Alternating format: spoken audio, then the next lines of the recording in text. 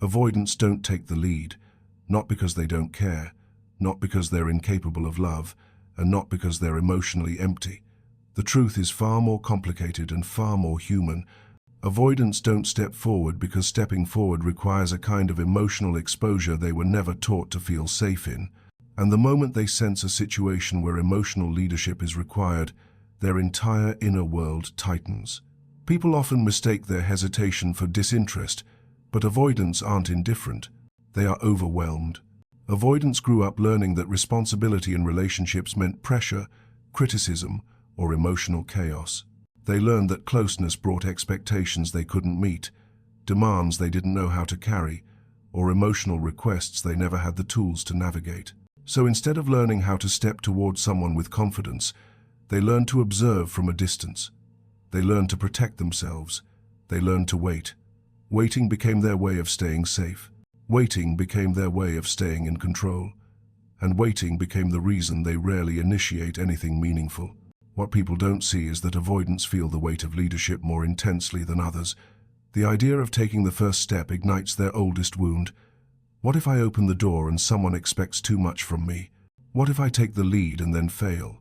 What if I initiate something I can't maintain? These thoughts aren't conscious, they're instinctive. Their avoidance is not a strategy, it's a reflex. Every time they feel the urge to reach out, another voice inside them whispers, "Protect yourself. Don't risk it." So instead of acting on their feelings, they retreat into silence.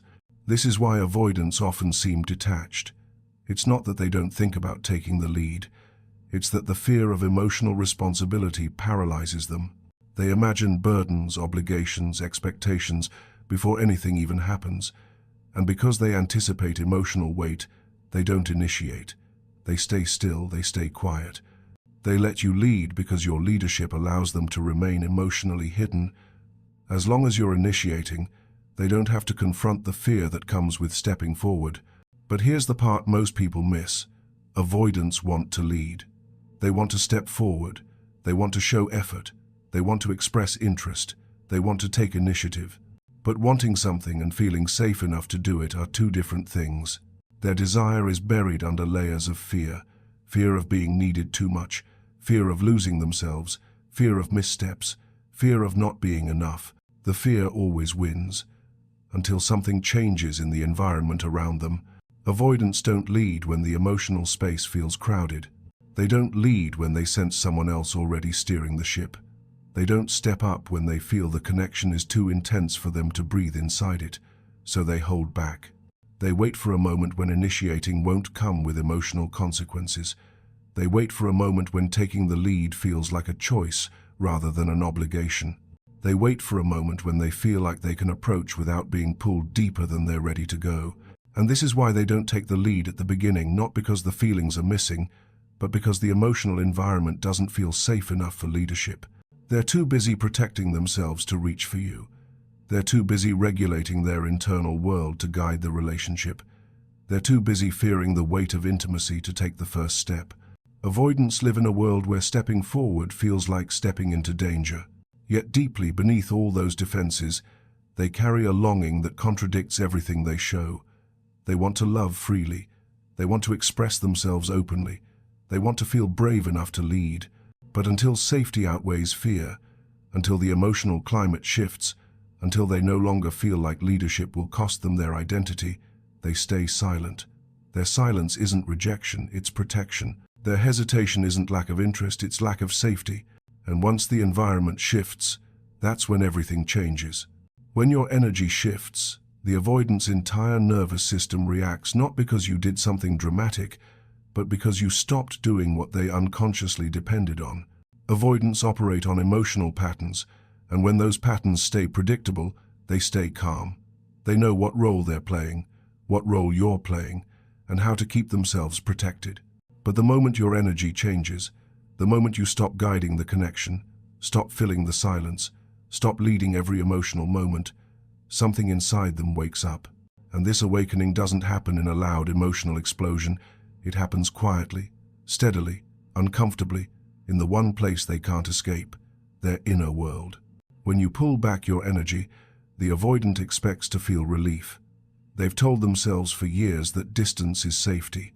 They believe space will help them think clearly, breathe easier, and reset emotionally. And at first, that's exactly what they feel, a brief sense of comfort. But when your energy stays shifted, when it stays calm instead of confused, steady instead of seeking, peaceful instead of panicked, the avoidant begins to sense a disruption. This isn't the energy of someone waiting for them. This isn't the energy of someone hoping for a message. This isn't the energy of someone circling around them emotionally. This is the energy of someone rooted in themselves. That shift hits the avoidant harder than any words ever could. Avoidants expect emotional pursuit. They expect you to fill the space they create. They expect you to be the bridge, the emotional stabilizer, the one who takes the lead when they hesitate. But the moment you stop doing it, they lose their sense of predicted control. Their emotional world begins to feel unfamiliar. They realize the dynamic is no longer built on your effort and their distance, it's now built on your self-focus and their uncertainty. This uncertainty activates their nervous system in a way closeness never did. Avoidants don't fear losing people, they fear being responsible for people. But when your energy pulls back, they don't feel responsibility. They feel something deeper. The possibility that they might lose access to the comfort you brought without realizing it. They notice the tone of your silence. They notice how your energy feels lighter, self-contained, no longer orbiting around them. And this kind of silence is different. It's not emotional withdrawal. It's emotional maturity. It's not punishment. It's peace. Avoidants feel energetic shifts more intensely than verbal ones. They notice the difference between anxious silence and empowered silence. They notice when you're waiting versus when you're evolving. They notice when your heart is reaching versus when your soul is reclaiming itself. And that difference sparks something inside them, curiosity. Curiosity about what changed. Curiosity about what you're thinking. Curiosity about whether you're moving on. Avoidants don't chase people, they chase the unknown. And your new energy creates an unknown they can't decode. This shift also triggers a subtle fear, not fear of you, but fear of misreading you. Avoidants rely on predictable emotional rhythms because unpredictability makes them feel exposed. When your energy stops centering around them, they no longer know what's going on. They can't label you as needy or attached because you're not. They can't assume you'll always reach out because you don't. They can't depend on your emotional labor because you withdrew it. And without that, they're left in a space where they must confront the truth. They don't actually know where they stand with you anymore. That unknown stirs something they haven't felt in a long time: awareness. Awareness of your presence, awareness of your distance, awareness of their own feelings, awareness of the connection they were trying to control through avoidance. Your shift forces them to sit with emotions they usually outrun. It forces them to feel your value without being distracted by your availability. It forces them to notice the difference between having you easily and having you with boundaries. And slowly their nervous system begins responding not with fear, but with longing. Because your new energy doesn't push them, it pulls, them without pressure. It doesn't demand it, invites, without words. It doesn't overwhelm it, intrigues, without effort. The moment your energy shifts, you stop acting from emotional need and start acting from emotional power. And that creates the exact inner reaction that makes avoidance. For the first time, consider stepping forward. When you finally step into emotional independence, something happens inside the avoidant that almost no one sees coming. You break the very pattern their nervous system depended on to keep distance between you. Avoidants live inside mental scripts that tell them who they are in relationships, who you are, and how the dynamic will unfold. These scripts are comforting to them because predictability equals safety. They believe, I pull back, you lean in. I go quiet, you seek connection. I get overwhelmed, you fill the emotional gaps. This pattern allows them to stay detached without losing the relationship entirely. It allows them to maintain control without ever having to face their fears.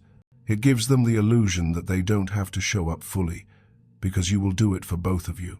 But when your emotional independence emerges, when you stop trying to read them, fix them, soothe them, or lead them, you break the script. And avoidants, who rely on emotional predictability, suddenly find themselves in unfamiliar territory. Their mind can't categorize you anymore. You're no longer the pursuer. You're no longer the emotional anchor. You're no longer the one who fills the silence.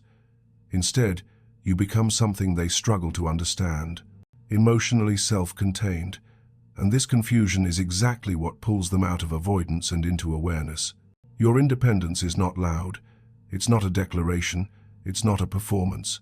It's the quiet shift in the way you hold yourself. It's the softness in your silence instead of panic. It's the way you stop over-explaining and simply let things be. It's the calmness in your presence that says you're no longer waiting for them to choose you, you're choosing yourself. This independence dismantles the pattern they use to predict your reactions. Suddenly, the emotional map they relied on disappears, and without a map, they can no longer run on autopilot. This uncertainty does not scare them away, it wakes them up. Instead of being the one reacting to your pursuit, they find themselves reacting to your lack of pursuit. Instead of being the one controlling the pace, they're now trying to understand the new pace. Instead of assuming they know how you feel, they start wondering how you feel. Avoidants don't chase people, they chase clarity. And your independence creates a mystery that doesn't overwhelm them, but intrigues them. They start thinking about you not to escape responsibility, but because they no longer know exactly where they stand. Your emotional independence also exposes a truth they've been avoiding. Their comfort wasn't built on their distance, it was built on your effort. You were the emotional buffer that made the relationship feel manageable. You were the one who softened the edges of intimacy. You were the one who made it safe for them to be inconsistent. Without that buffer, the avoidant feels something they've rarely felt: the consequences of their distance, not in a punishing way, but in a revealing way. They feel the space they created, and for the first time, they don't like it. This is the moment their internal script rewrites. They begin seeing you not as someone who needs them, but as someone who has their own emotional world, a world they're no longer automatically part of. And that realization is powerful. Avoidants secretly want a partner who isn't dependent on them, a partner who's strong enough to hold their own emotional center, a partner who doesn't collapse into them or pressure them. Your independence makes them feel like approaching you won't drown them, it will meet them. And that changes everything. Because in this new dynamic, the avoidant doesn't feel obligated to lead, they feel inspired to. They don't feel chased into closeness, they feel drawn into it. They don't feel responsible for your emotions, they see you as an equal, not an emotional weight. Emotional independence turns the relationship from a threat into an invitation. When the avoidant sees that you're not begging for connection, not waiting for reassurance, not desperately trying to keep the bond alive, but instead quietly choosing yourself, their fear no longer guides them. Their desire does. Your independence unlocks a part of them that was asleep, the part that wants to initiate, pursue, understand, and step forward. It breaks their old patterns and replaces avoidance with curiosity, hesitation with engagement, and distance with genuine effort. It is your emotional independence, not pressure, not pursuit, not conversation, that finally gives the avoidant the space to choose you willingly instead of resisting you instinctively. There is always a precise emotional moment, a turning point inside an avoidant when your calm silence becomes louder than anything you ever said. It's the moment they feel a shift so subtle yet so undeniable that it pulls them out of their emotional autopilot. Avoidants are masters of staying comfortable in distance. They rely on you to bridge the gap. They rely on you to keep the emotional rhythm familiar. They rely on your effort to maintain the connection while they hold back. But when your energy becomes peaceful instead of anxious, grounded instead of seeking, detached instead of waiting, the avoidant feels something they did not anticipate: uncertainty in a place where they used to feel total control. Avoidants thrive on predictability because predictability keeps them safe. They know how to navigate someone who always reaches out, someone who always forgives, someone who wants closeness more than they do.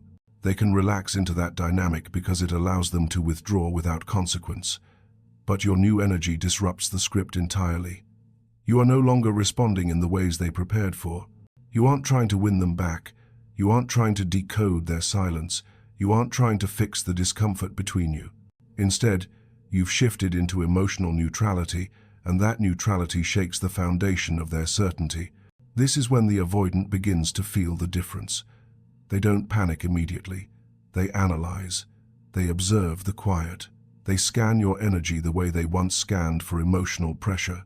They notice the lack of effort, the lack of pursuit, the lack of emotional intensity. And slowly they begin to sense something unfamiliar. The connection didn't disappear times you did asterisk. Not physically, not dramatically, but energetically. You stepped back into yourself, and the absence of your old energy creates a space they never expected to face. Your peace becomes the trigger. Avoidants are deeply sensitive to emotional energy, even if they pretend not to be. When your energy used to chase, it made them retreat. Now your energy stands still, and that stillness pulls them closer. They feel drawn to understand what changed. They feel compelled to make sense of the new version of you. This is not desperation, it is curiosity. The kind of curiosity that pulls them out of avoidance and into awareness. They start wondering, why aren't they reacting the way they used to? Why is their silence so calm? Why don't they seem hurt or anxious? What does this mean? Avoidants are not comfortable with emotional unknowns. They rely on emotional predictability as much as they rely on distance.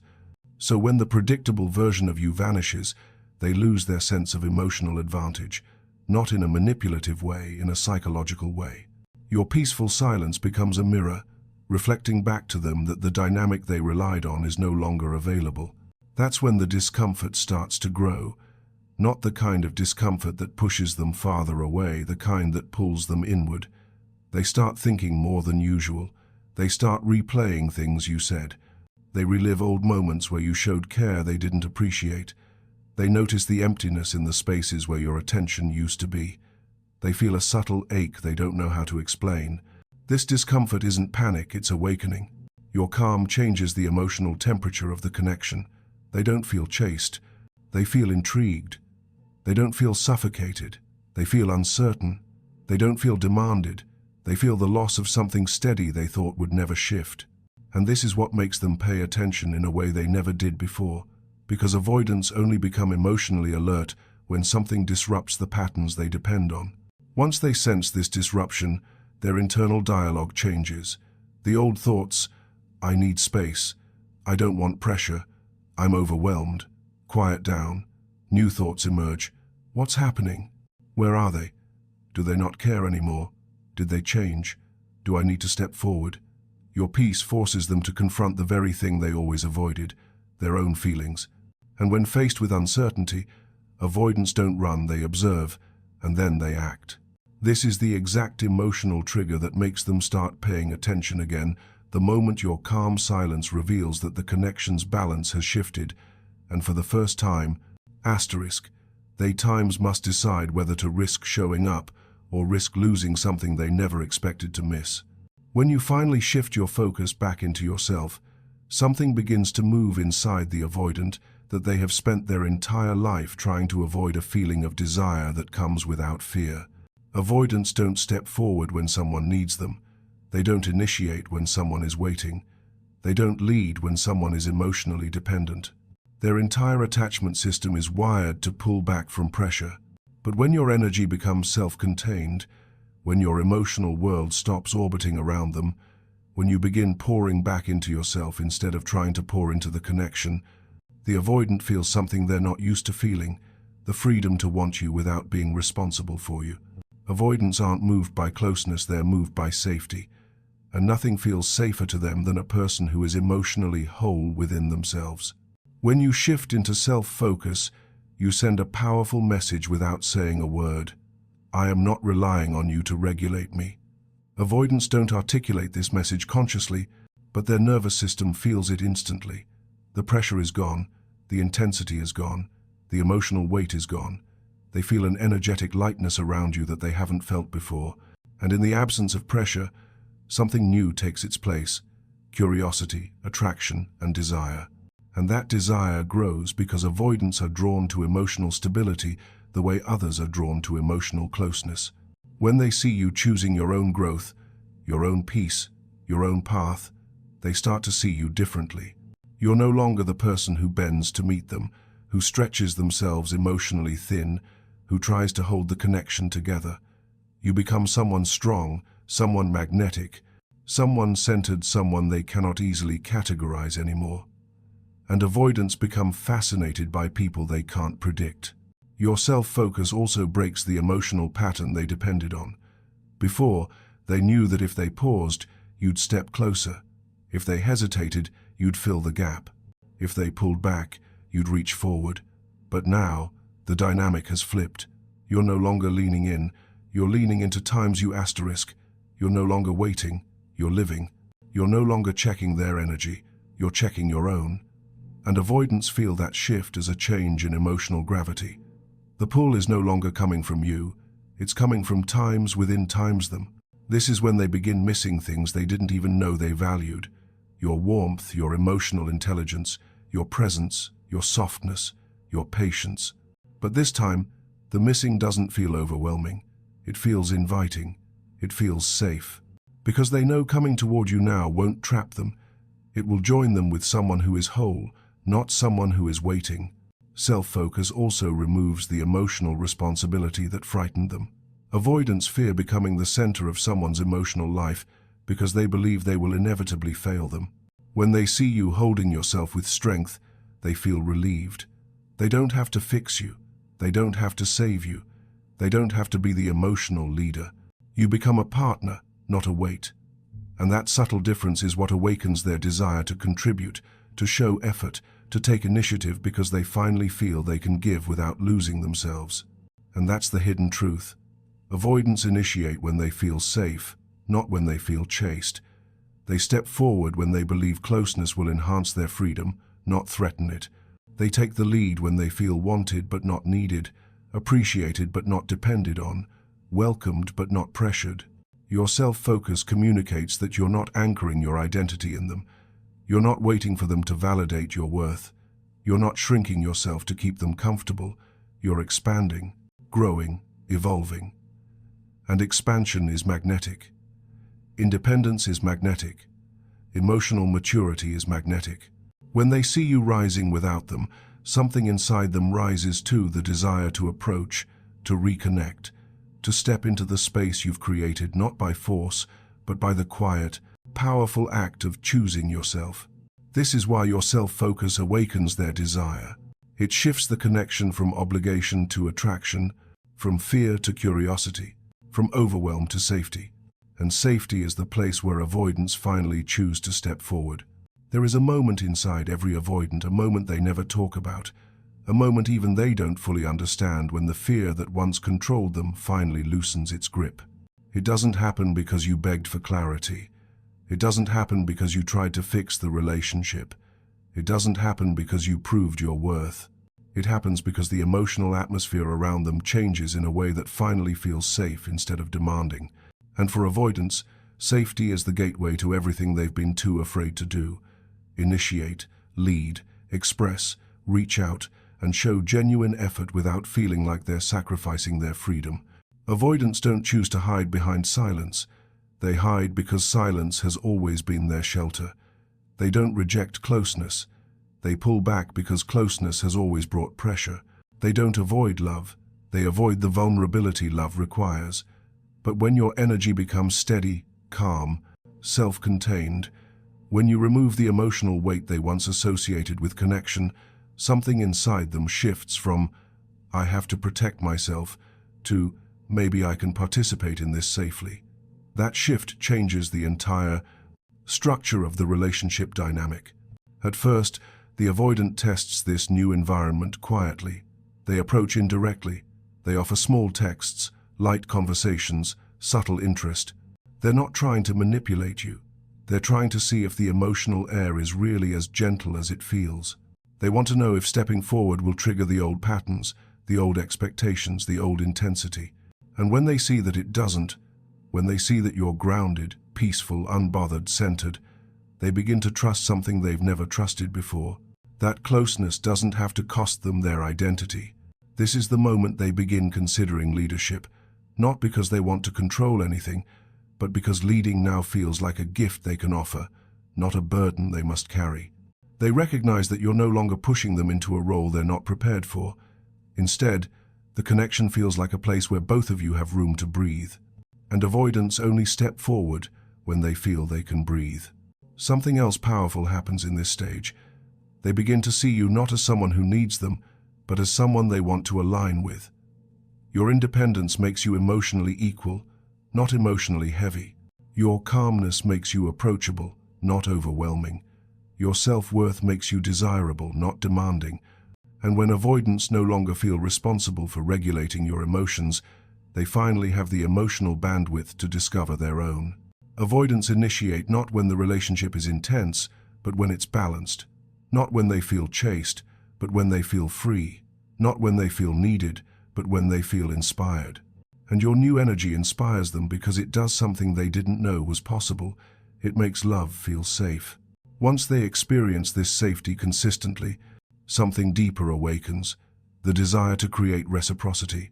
They might initiate conversations more often. They might ask how you've been. They might propose plans. They might reveal small truths about their feelings.